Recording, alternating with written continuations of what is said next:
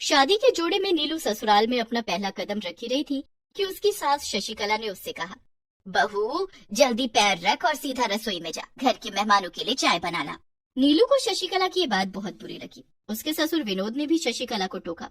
अरे रमेश की माँ, ये तुम क्या कह रही हो? अभी तो बहू ने ठीक तरह से घर को देखा भी नहीं। नीलू के पति रमेश ने भी अपनी माँ की बातों का विरोध किया और कहा, माँ अभी तो नीलू के हाथों की मेहंदी भी नहीं उतरी और तुम इसे चाय बनाने के लिए कह रही हो? घर में कितने सारे मेहमान आए हुए हैं। बेचारी शशिकला ने कभी इतने सारे लोगों के लिए एक साथ चाय भी नहीं बनाई होगी। तुम चाय हलवाई से भी तो बनवा सकती हो। तुम दोनों चुप रहो, मेरे काम में टांग मत अड़ाओ। मुझे पता है किससे क्या करवाना है। एक तो दहेज के नाम पर खाली हाथ आ गई, ऊपर से महारानी बनकर मेरे सर पर बैठेगी क्या? चाय तो इसे ही बनानी पड़ेगी। कोई बात नहीं माँ जी, मैं सबके लिए चाय बना दूंगी। नीलू ने जैसे ही घर में प्रवेश किया, शशिकला उसे रसोई में ले गई। देख, ये है रसोई घर। अब तक मैंने इसे संभाला है, आज से इसे तुझे ही संभालना है। अब चल शुरू हो जा। नीलू शादी के जोड़े में ही बड़े से पतीले में सबके लिए चाय बनाने लगी। चाय बनाने के बाद उसने सबको चाय परोसी। सबको चाय देने के बाद वो अपने और रमेश के लिए चाय लेकर अपने कमरे में आ गई। मुझे माफ कर दो नीलू, माँ ने आते ही तुमसे काम करवाना शुरू कर दिया। कोई बात नहीं, आखिर 2 दिन के बाद मुझे ही तो सब कुछ करना था ना, तो आज से ही सही। आप परेशान मत हो, हम दोनों साथ मिलकर गर्मा गर्म चाय पियेंगे। रमेश और नीलू चाय पीने लगे। नीलू ने चाय का पहला घूंट ही पिया था कि उसे उसकी सास शशिकला की जोर से चीखने की आवाज आई। अरे ये तो माँ जी की आवाज है, क्या हुआ माँ जी को? नीलू और रमेश दोनों दौड़कर शशिकला के कमरे की तरफ भागे। वहाँ उन्होंने देखा कि शशिकला बुरी तरह से डरी हुई थी। डर के मारे उसके चेहरे से पसीना टपक रहा था। क्या हुआ माँ जी, आपने भूत देख लिया क्या? माँ क्या बात है, तुमने फिर से छिपकली देख ली क्या? छिपकली?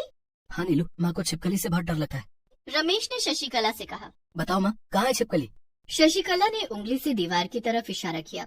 वो डर के मारे कुछ बोल नहीं पा रही थी। नीलू और रमेश ने देखा कि दीवार पर एक बड़ी सी छिपकली थी। नीलू ने हंसते हुए कहा, ये छिपकली आपका क्या बिगाड़ लेगी? छोटी सी छिपकली तो है, कोई डायनासोर थोड़ी है ना।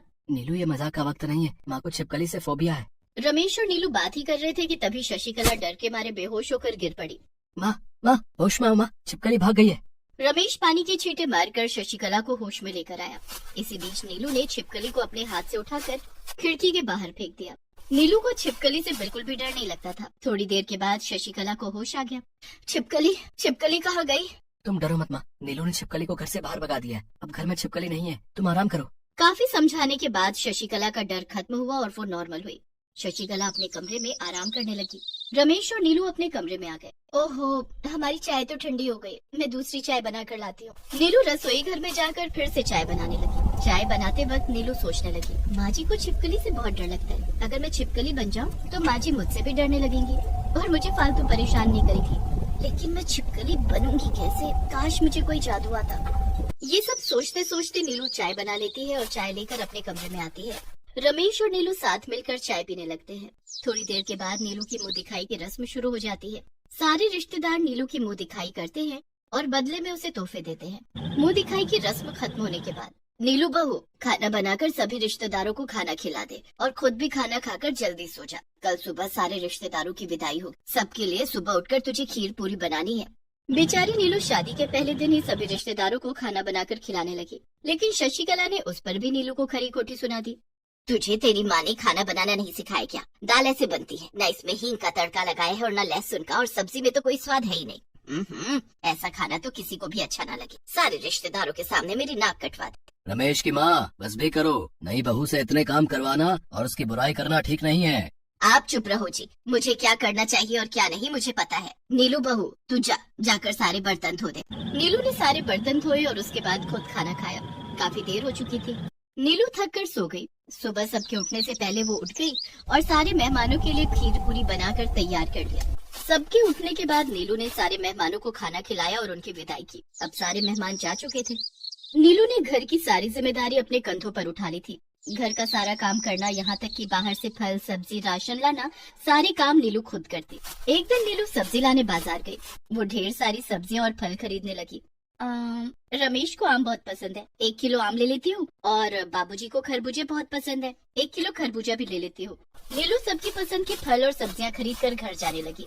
रास्ते में उसे किसी ने आवाज दी, बेटी कुछ खाने को दे दो, बहुत भूखी हूँ। नीलू ने पीछे मुड़कर देखा तो एक बहुत बूढ़ी औरत अपनी कपकपाती आवाज से उसे आवाज लगा रही थी, बेटी मुझे कुछ खाने को दे दो। हाँ हाँ माँ, ये सब आपके लिए तो है। नीलू ने सारे फल उस बूढ़ी अम्मा को दे दिए। बूढ़ी अम्मा ने वहीं बैठकर सारे फल खा लिए। उसे सारे फल खाते हुए देखकर नीलू ने सोचा, लगता है अम्मा ने बहुत दिनों से कुछ नहीं खाया है, तभी तो 1 किलो आम और 1 किलो खरबूजा एक साथ खा लिया। तूने सही कहा बेटी, मैंने बहुत दिनों से कुछ नहीं खाया था। अरे अम्मा, आपको कैसे पता कि मैं क्या सोच रही हूँ? मुझे तो ये भी पता है कि तू अपनी सास से बहुत परेशान है और तेरी सास छिपकली से बहुत डरती है। क्या आप कोई जादूगर हो? सारी बातें आपको कैसे पता है? हाँ, तूने ठीक कहा बेटी, मैं एक जादूगर हूँ। मैं लोगों की इंसानियत की परीक्षा लेने निकली थी। जो भी उस परीक्षा में पास होता, उसे मैं अपनी कुछ जादुई शक्तियाँ दे देती। तू उस परीक्षा में पास हुई है, इसलिए अब मैं तुझे अपनी कुछ जादुई शक्तियाँ दूंगी। बूढ़ी अम्मा बनी जादूगरनी नीलू को अपनी जादुई शक्तियों का कुछ अंश दे देती है। अब तू जिसका चाहे उसका रूप धारण कर सकती है। सच में अम्मा, क्या मैं छिपकली का रूप धारण कर सकती हूँ? हाँ, तू छिपकली बन सकती है और अपनी सास को डराकर काबू में कर सकती है। लेकिन तुझे छिपकली बनने से पहले अपने मन में 3 बार सोचना होगा कि मैं एक छिपकली हूँ। उसके बाद तू छिपकली बन जाएगी और वापस लड़की बनने के लिए तुझे अपने मन में 3 बार सोचना होगा कि मैं एक लड़की हूँ, तब तू लड़की बन जाएगी। ये सुनकर नीलू बहुत खुश हो गई। आपका बहुत बहुत धन्यवाद अम्मा। खुश रहो बेटी। अच्छा, अब मैं चलती हूँ। नीलू भी अपने घर आ गई। उस दिन नीलू को घर आने में बहुत देर हो गई थी। शशिकला बहुत गुस्से में थी। कहाँ मर गई थी तू? हैं? तुझे पता है ना शाम हो चुकी है। मुझे शाम की चाय नहीं मिलती तो मेरे सर में दर्द हो जाता है। एक दिन खुद ही चाय बनाकर पी लेती तो कौन सा पहाड़ टूट जाता। उस दिन नीलू ने शशिकला को पहली बार जवाब दिया था, जिसे शशिकला सहन नहीं कर पाई और वो एक मोटे डंडे से नीलू की पिटाई करने लगी। तभी नीलू ने अपने मन में 3 बार सोचा, मैं एक छिपकली हूँ, मैं एक छिपकली हूँ, मैं एक छिपकली हूँ। नीलू को 3 बार ऐसा सोचते ही वह छिपकली बन गई और शशिकला का डंडा जमीन से जा टकराया। शशिकला ने जैसे ही अपने सामने एक मोटी और बड़ी सी छिपकली देखी, उसकी जोर से चीख निकल गई। उस वक्त घर में शशिकला और नीलू के अलावा कोई नहीं था। अपने सामने छिपकली को देखकर शशिकला बुरी तरह से डर गई। वो अपने कमरे की तरफ भागी। उसके पीछे पीछे छिपकली बनी नीलू भी भागने लगी। शशिकला ने अपने कमरे में जाकर दरवाजा अंदर से बंद कर लिया और वो बेहोश हो गई। कमरे के बाहर छिपकली बनी नीलू शशिकला का इंतजार करने लगी, लेकिन शशिकला बाहर नहीं आई। इससे पहले कि रमेश या बाबूजी घर पर आ जाए, मुझे अपने असली रूप में आना होगा। नीलू ने अपने मन में 3 बार सोचा, मैं एक लड़की हूँ, मैं एक लड़की हूँ, मैं एक लड़की हूँ। ऐसा सोचते ही नीलू वापस अपने असली रूप में आ गई। थोड़ी देर के बाद रमेश और विनोद भी घर आ गए। नीलू बहू, तुम्हारी माँ कहाँ है? बाबूजी, माँ तो कब से अपने कमरे में बंद है। मैंने कितनी बार कहा दरवाजा खोलने के लिए, लेकिन वो बाहर ही नहीं आ रही है। तब रमेश खिड़की की तरफ से शशिकला के कमरे के अंदर आया और उसने कमरे का दरवाजा खोला। नीलू ने शशिकला के मुंह पर पानी के छींटे मारे और शशिकला को होश आ गया, लेकिन अपने सामने नीलू को देखकर शशिकला की हालत खराब हो गई। क्या हुआ माँ, तुम इतनी घबराई हुई क्यों? शशिकला ने नीलू की तरफ इशारा करके कहा, बहू छिपकली है। माँ, लगता है तुम्हारा दिमाग खराब हो गया। ये तुम्हारी बहू नीलू है, कोई छिपकली नहीं। तुम्हें तो सब जगह छिपकली दिखाई देती है। शशिकला की बात पर किसी ने यकीन नहीं किया और नीलू मुस्कुराकर शशिकला को देखने लगी। उस दिन के बाद से शशिकला जब भी नीलू को परेशान करने की कोशिश करती, नीलू छिपकली बन जाती। नीलू को छिपकली के रूप में देखकर शशिकला की बुरी हालत हो जाती। शशिकला अब नीलू से बहुत डरने लगी थी। उसने नीलू को बेवजह परेशान करना छोड़ दिया। घर में जब कोई नहीं होता, तब तो शशिकला नीलू के सामने ही नहीं जाती। इस तरह नीलू को शशिकला की बदमाशियों से मुक्ति मिल गई थी। सुलेखा बेटी, उठ जा, 4 बज गया है। थोड़ा सोने दो ना माँ। नहीं बेटी, ससुराल जाके सुबह के 4 बजे ही उठना पड़ेगा, तब क्या करेगी? उठ जा बेटी और जल्दी से घर की सफाई कर, उसके बाद नाश्ता बना। सुलेखा उठ जाती है और चुपचाप अपनी माँ की बात मानती है। ऐसे ही दिन बीतता रहता है और एक दिन सुलेखा के लिए शहर से एक रिश्ता आता है। लड़के का नाम शुभम है। शुभम और उसकी माँ अपर्णा सुलेखा को देखने के लिए आते हैं और सुलेखा को देखते ही वो लोग पसंद कर लेते हैं। हमें सुलेखा बहुत पसंद है, हम उसे अपने घर की बहू बनाना चाहते हैं। ये तो हमारे लिए बड़ी सौभाग्य की बात है। रिश्ता फाइनल हो जाता है। बिमला सुलेखा से कहती है, सुलेखा बेटी, जरूर पिछले जन्म में तूने कोई अच्छा काम किया था, इसीलिए आज तेरी शादी शहर में बड़े घर में हो रही है। हाँ माँ, मैं बहुत सौभाग्यशाली हूँ।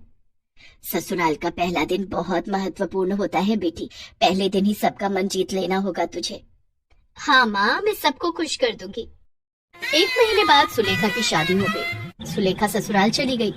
पहली रात को वो अलार्म लगा के सो गई। अगले दिन वो 4 बजे उठ गई और घर साफ करने लगी।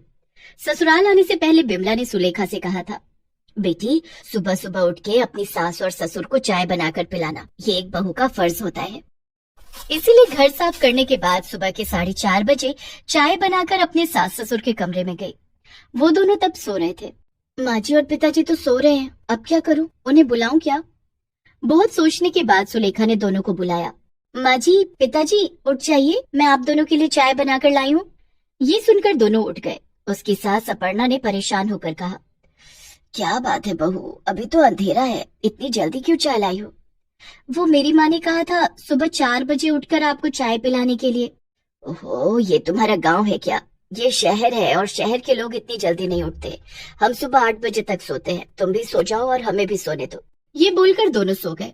सुलेखा अपने ही मन में सोचने लगी, गांव और शहर में कितना अंतर है, मैं फालतू में चाय बनाकर ले आई। सुलेखा भी सो गई। सुबह के 8 बज गए और घर के सभी लोग उठ गए। उसके पति शुभम ने कहा, सुलेखा जल्दी से नाश्ता लगा दो, बहुत भूख लगी है। सुलेखा रसोई में गई। शादी से पहले उसकी माँ ने कहा था, सुन बेटी, आदमियों के दिल का रास्ता उसके पेट से होकर जाता है, इसीलिए पहले ही दिन नाश्ते में बहुत कुछ बनाना, गर्मा गर्म कचौरियाँ बनाना, वो खा के खुश हो जाएंगे। सुलेखा ने कचौरी बनाई और खाने की टेबल पर लाकर रख दिया। अरे ये क्या बनाई हो? क्यों माँ, कचौरी बनाई हो? अरे सत्यानाश, हमें सुबह सुबह तेल में तली हुई चीजें खिलाकर मारोगी क्या? बहू, हम शहर में सुबह सुबह ये सब नहीं खाते हैं। हाँ, हम तो bread toast, omelette, fruit juice ये सब खाते हैं, वो सब बना कर लाओ ना। तुम्हें तो शहर के कायदे कानून कुछ भी नहीं पता है, घर से सीख कर नहीं आई हो क्या? ये सुनकर सुलेखा को बहुत दुख हुआ। उसने अपने ही मन में सोचा, मेरी माँ ने मुझे जो कुछ भी सिखाया है वो सब गलत है क्या? इन लोगों को मेरा काम तो पसंद ही नहीं आ रहा है। सुलेखा रसोई में चली गई। उसके ससुर ने उसकी सास से कहा, अपर्णा, वो बेचारी शहर में पहली बार आई है, आज उसका पहला दिन है, उसके ऊपर चिल्लाओ मत, धीरे धीरे सब सीख जाएगी। अपर्णा ने कहा, मुझे पहले ही समझ जाना चाहिए था कि गांव की लड़की यहाँ फिट नहीं बैठेगी। कोई बात नहीं माँ, हम धीरे धीरे उसे सब कुछ सिखा देंगे, वो शहरी तौर तरीके सीख जाएगी। अरे सीखने में तो टाइम लगेगा, लेकिन आज शाम को मेरी सहेलियां बहू को देखने आ रही हैं। वो सब मॉडर्न हैं, उनके सामने मेरी प्रेस्टीज खराब हो जाएगी ना। अपर्णा चिंता में पड़ गई। वो दोपहर को सुलेखा के पास गई और बोली, सुनो, शाम को मेरी सहेलियां आ रही हैं, उनके सामने क्या पहन कर जाओगी तुम? साड़ी पहनूंगी माँ जी। सत्यानाश, ये गांव है क्या? यहाँ साड़ी पहनना मतलब ओल्ड फैशन है। ये लो मेरी कुर्ती, तुम इसे पहनोगी। कुर्ती देकर अपर्णा चली गई। सुलेखा ने सोचा, लेकिन माँ ने तो कहा था हमेशा साड़ी पहनकर रहना। पता नहीं माँ ने मुझे क्या सिखाया है, कुछ भी सही नहीं हो रहा है। शाम को अपर्णा की सहेलियां आ गई। अरे अपर्णा, कहाँ है तेरी बहू? आती ही होगी। बहू? सुलेखा कुर्ती पहनकर सबके सामने आई। नमस्ते, सबको नमस्ते। ये सुनकर सभी हंस पड़े। नमस्ते? क्या गवार है। हाँ अपर्णा, तेरी बहू दिखने में तो सुंदर है लेकिन गवार है। सुनो बहू, हमारे यहाँ नमस्ते नहीं करते, हेलो बोलते हैं और हाथ मिलाते हैं, लेकिन नमस्कार करना तो हमारा संस्कार है। ये सुनकर सभी चुप हो गए। सुलेखा को सपोर्ट करने के लिए उसके ससुर ने कहा, हाँ, बहू ने एकदम सही कहा, हम ज्यादा मॉडर्न होने के लिए हमारे संस्कार भूल रहे हैं। आज से हम एक दूसरे को नमस्कार ही करेंगे। ये सुनकर सभी ने एक दूसरे को नमस्कार किया। ससुराल में आने के बाद पहली बार सुलेखा के चेहरे पर मुस्कान आई। वाह, तुम्हारे संस्कार और स्माइल दोनों बहुत अच्छे हैं। हम सोच के आए थे कि तुम्हारे हाथ का पिज्जा खाएंगे, लेकिन आज तुम जो बनाकर खिलाओगी हम वही खाएंगे। मैं कचौरियाँ बहुत अच्छी बनाती हूँ और छोले की सब्जी बनाकर लाऊं? हाँ जरूर। सुलेखा खुश हो गई। वो तुरंत रसोई गई और गर्मा गर्म कचौरियाँ और छोले की सब्जी बनाकर लाई। वो खाकर सभी उंगलियां चाटने लगे। वाह, ये तो मस्त है। सच में बहू, इतनी अच्छी कचौरियाँ मैंने कभी नहीं खाई। अब से हफ्ते में 3 दिन सुबह के नाश्ते में यही बनेगी। वाह बहू, तुमने तो कमाल कर दिया। सुलेखा की आंखों में खुशियों के आंसू बहने लगे। अपर्णा ने उसे गले से लगा लिया। बहू, तुम बेस्ट हो, बेस्ट। मैं तुम्हें शहरी कायदे कानून सिखा दूंगी, उसके बदले तुम मुझे अच्छे अच्छे खाना बनाकर खिलाना। ठीक है माँ जी। सुलेखा के ससुराल में पहले दिन की शुरुआत कड़वी हुई थी, लेकिन अंत में उसने सबका दिल जीत लिया और खुशी खुशी जिंदगी बिताने लगी।